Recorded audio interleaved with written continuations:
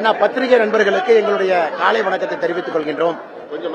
ஒரு நல்ல ஒரு மனிதருக்கு படத்திறப்பு விழா செட்டிநாடு வித்யாசிரம் பள்ளியிலே பங்கு பெறுவதற்கு ஒரு வாய்ப்பு. முத்தமிழ் காவலர் ஐயாவுடைய மருமகன் தாசிகா கண்ணன் ஐயா அவர்கள் சில நாட்களுக்கு முன்பு இவனடி சேர்ந்திருந்தாங்க. இன்னைக்கு அவர்கள் குடும்பத்தினோடு இணைந்து நம்முடைய மூத்த தலைவர்களோடு இணைந்து அவருடைய படத்திறப்பு விழாவிலே பங்கேற்றதிலே மட்டற்ற மகிழ்ச்சி. ஐயா கண்ணன் அவர்களுடைய கான்ட்ரிபியூஷன் நம்முடைய தமிழகத்திற்கு, இந்திய நாட்டிற்கு மிகப்பெரிய அளவில். ஒரு இந்தி பண்டிட்டா இருந்தாங்க, 4 வேதங்களையும் தெரிஞ்சவங்க, ஒரு மிகப்பெரிய தமிழ் மொழி குடும்பத்தினுடைய மருமகனா வந்தாங்க. தொடர்ந்து வடக்குக்கும் தெற்குக்கும் ஒரு பெரிய பாலமாக இருந்த கண்ணன் ஐயாவுடைய படத்திறப்பு விழாவிலே இன்று அனைவரும் பங்கேற்றுக் கொண்டிருக்கின்றோம். பத்திரிகை நண்பர்கள் நீங்க இருக்கிறீங்க, இதை தாண்டி கேள்வி இருந்தா கேளுங்கன்னே பதில் சொல்றோம். ஆமா ஆமா அண்ணா.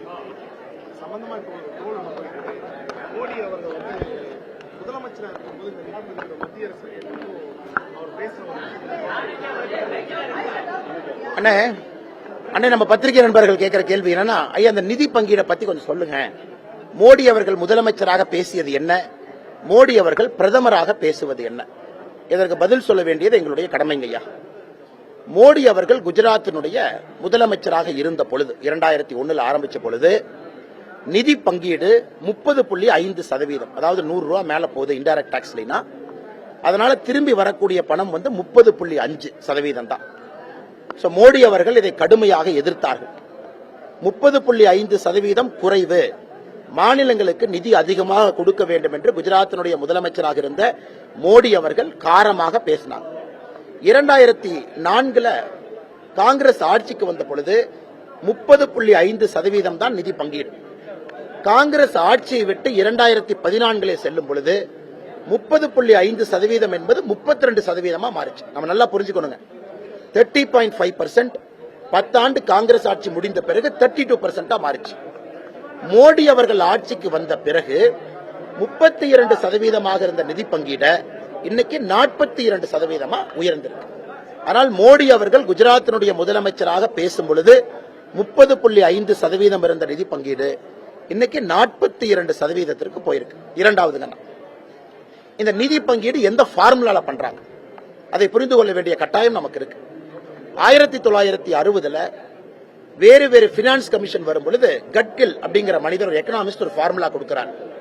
அந்த ஃபார்முலா படி ஒரு மாநிலத்தினுடைய மக்கள் தொகைக்கு 60% வெயிட்டேஜ், 60% மக்கள் தொகை எங்க இருக்கோ 60%, 40% வேற வேற வெயிட்டேஜ். அப்படிதான் நிதி பங்கீடு ஆரம்பித்தது ஆரம்ப காலகட்டத்தில். அப்ப இந்திரா காந்தி அம்மையார் அவர்கள் கட்கில கொண்டு வந்தாங்க.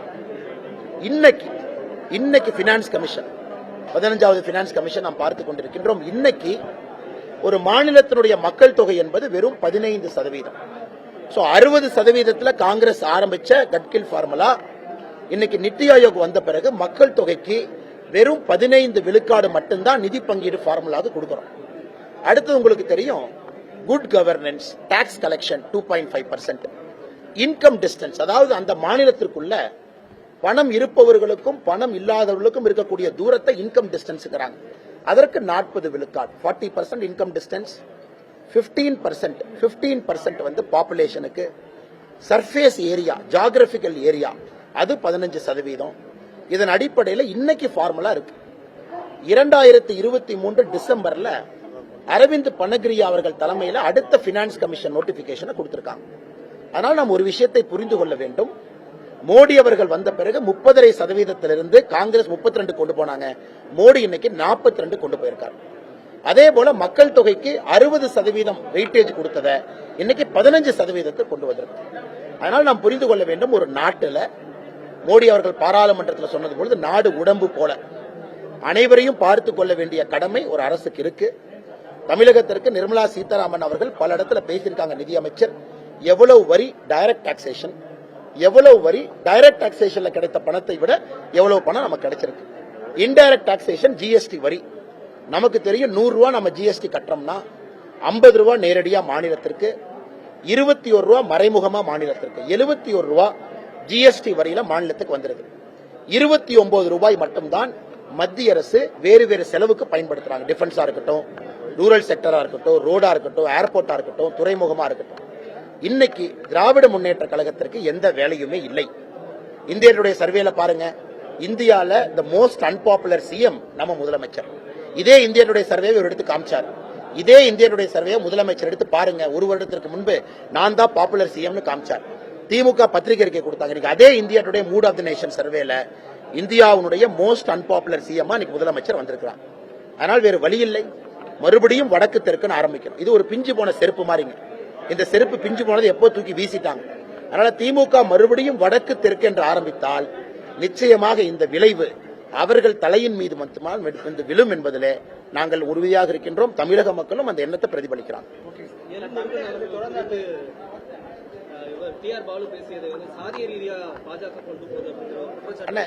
இல்லைங்க சார், நம்ம கண்டிப்பா சாதிய ரீதியா கொண்டு போலீங்க சார். அதாவது அண்ணன் முருகன் அவர்கள் பாராளுமன்றத்தில் பதில் சொல்றாங்க. சரி, பதில் சொல்றாங்க. அந்த பதில் சொல்றதை ஏற்கிறதும் ஏற்காததும் ஒரு சீனியர் லீடர் டிஆர் பாலு அண்ணனுக்கு ஓகே. அந்த பதிலுக்கு கருத்து பதில் கொடுக்கலாம், பதிலடி கொடுக்கலாம், அதெல்லாம் ஓகேங்கண்ணா. அதெல்லாம் டெமோக்ரஸியில ஜனநாயகத்துல ஓகே. அவருடைய லாங்குவேஜ் பாருங்க. You are unfit to be sitting in this house, you are unfit to be a member, you are unfit to be a minister. அண்ணா, இது எப்ப வரும்னா டிஆர் பாலு அவர்கள் தொடர்ந்து சொல்றாங்க. தலைமைச் செயலரை பார்த்துட்டு வெளியே வந்து நாங்க என்ன தீண்டத்தகாதவர்களா அப்படிங்கிற வார்த்தையை பயன்படுத்துறாங்க. இன்னைக்கு முருகன் அவர்கள் பாராளுமன்றத்துக்குள்ள இவர் அன்பிட்ங்கிற வார்த்தை. அன்பிட்னா என்னங்க அர்த்தம்?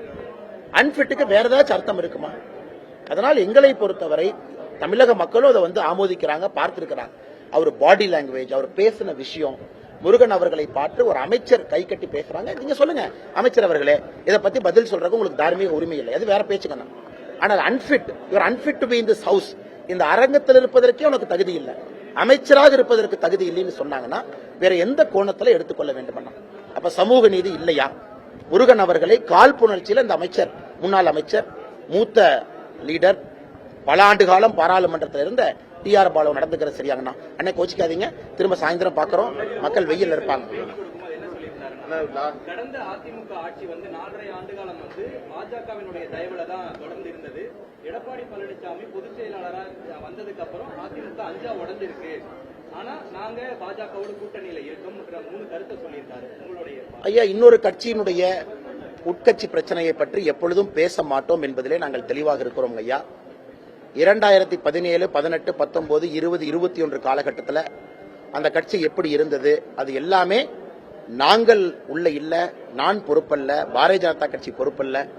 அது உள்ளிருந்து பாத்துறவங்க யாராச்சும் சொல்றாங்கன்னா அது அவங்க கருத்து. எங்களை பொறுத்தவரை இன்னொரு கட்சியினுடைய பிரச்சனையில நாங்கள் குளிர்காய விரும்பல. முதல்ல இருந்து கன்சிஸ்டன்டா சொல்றாங்க. ஓ பன்னீர்செல்வம் அண்ணன் உள்ளிருந்து பாத்திருக்காங்க, அந்த கருத்தை சொல்றாங்க. அதனால் இந்த கருத்து அவருடைய கருத்து, அவங்ககிட்ட தான் கேட்கணும். பாரதிய ஜனதா கட்சியை பொறுத்தவரை இன்னொரு கட்சி பிரச்சனையில நாங்கள் தலையிட விரும்பவில்லை. அதே நேரத்தில் அண்ணன் ஓ பன்னீர்செல்வம் அவர்கள் உட்பட நீங்க பாக்குறீங்க, பிரதமர் அவர்கள் வரும்பொழுது 2 முறை வரவேற்பதற்காக வந்திருக்கிறாங்க சமீபத்தில். தொடர்ந்து பிரதமர் மீது ஒரு மிகப்பெரிய அனுமானமும் மரியாதையும் வைத்திருக்கக்கூடிய ஒரு தலைவர் முன்னாள் முதலமைச்சர் ஓபிஎஸ் அண்ணன். பிரதமர் அவர்கள் மறுபடியும் வர வேண்டும் என்று விரும்புகின்றார்கள். அதற்காக நான் அண்ணன் அவர்களுக்கு இந்த நேரத்தில் நன்றியை தெரிவிச்சுக்கிறேன். அண்ணே, நம்ம நாளைக்கு நட்டாஜி வர்றாங்க, தேசிய தலைவர் வர்றாங்க. சென்னையில ஹார்பர் தொகுதியில மின்ட் ஸ்ட்ரீட்ல நம்முடைய 200வது பாத யாத்திரை தொகுதி நாளைக்கு ஹார்பர் தொகுதியாக இருக்கு. நாளைக்கு தேசிய தலைவர் வர்றாங்க, நீங்க பாப்பீங்க. நான் எல்லா கூட்டணி பத்தி உங்கள்கிட்ட பேசுறேங்க. காவல்துறையின் மீது எனக்கு கோபம் இல்லைங்கண்ணா. காரணம், நாங்கள் காவல்துறையிட்ட சொன்ன பொழுதே, ஐயா எந்த மெயின் ரோட்லயும் போகாம, யாருக்கும் டிராபிக் ஜாம் ஏற்படுத்தாம சைடு ரோட்ல மட்டும் போறோம். காலையில கூட நம்ம ஆரம்பிக்கல, 11 மணிக்கு தான் ஆரம்பிப்போம். வெயில் காலத்திலே போறோம். ஏன்னா யாருக்குமே ஸ்கூலுக்கு போற குழந்தைகளுக்கு தொந்தரவு வரக்கூடாது. எல்லா சைடு ரோடு ரூட்டை நீங்களே போட்டு கொடுங்க, நாங்க கூட இந்த ரூட் வேணும்னு கேட்கலாம். அதே நேரத்தில் காவல்துறைக்கு தர்ம சங்கடங்கள் இருக்கு. ஒரு கட்சி கொடுத்தா சென்னை மாநகரத்தில் எல்லா கட்சிகளும் பண்ண ஆரம்பிச்சா மாநகரத்துக்கு என்ன ஆகும்? அதனால் காவல்துறையின் மீது தனிப்பட்ட முறையில் கோபம் இல்லைங்கண்ணா. அவங்க கடமையை அவங்க செய்யறாங்க. அதே நேரத்தில் ஒரு ஜனநாயக ஒரு முறையில ஒரு கட்சி யாத்திரை நடத்தி கட்சியினுடைய சிந்தாந்தத்தையும் மக்களையும் சந்திப்பதற்கு நேற்று பாருங்க, ஆவடியில் பர்மிஷன் கொடுக்கல.